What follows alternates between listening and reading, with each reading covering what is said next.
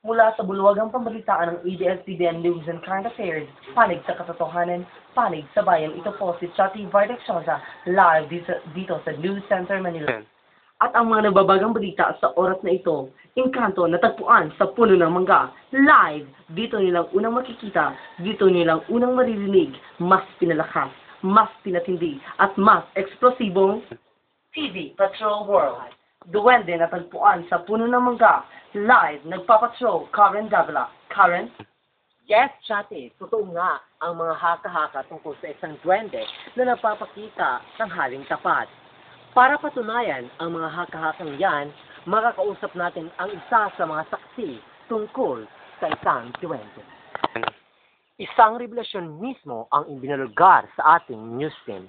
Dito lang po sa mga duwende. John. Totoo ba ang mga haka-haka tungkol sa mga duwende? Oo, dahil kagabi, may nakita ako. Kitang-kita ng dalawang mata ko. Bakit yun sa amin? Ipinagpapaalam ang mga tungkol sa mga duwendeng ito. Dahil may tiwala ako sa TV Patrol at sa mga correspondents nito. May pruweba ka ba na totoo nga ba ang mga duwendeng ito na nagpapakita at nagpaparamdam sa inyo? Oo, kagabi naglalakad ako. Tapos, nag-record ako. Tapos, ayun, narinig ko lahat. Maaari mo bang iparinig sa amin ang tungkol sa mga audio na na-record mo? Oo, Mga kapamilya, sa kauna-unahang pagkakataon dito nyo lang po maririnig ang tungkol sa mga na-record ng ating star witness tungkol sa mga duwende. Ito po ang mga records niya.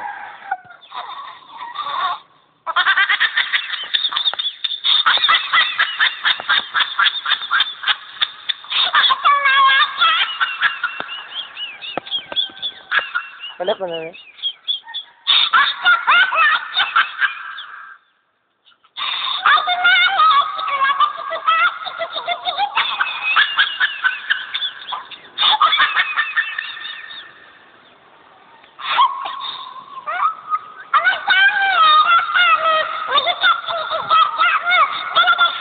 At yan po ang mga balitang nakalap natin sa oras sa ito. Ito po si Karen Davila. Back to you, Chatty. John. Maraming salamat, Karen.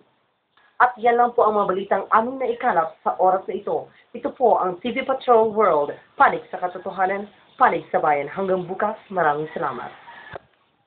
Resurrection Garden offers 50% discount to all mines. Avail to our promos now.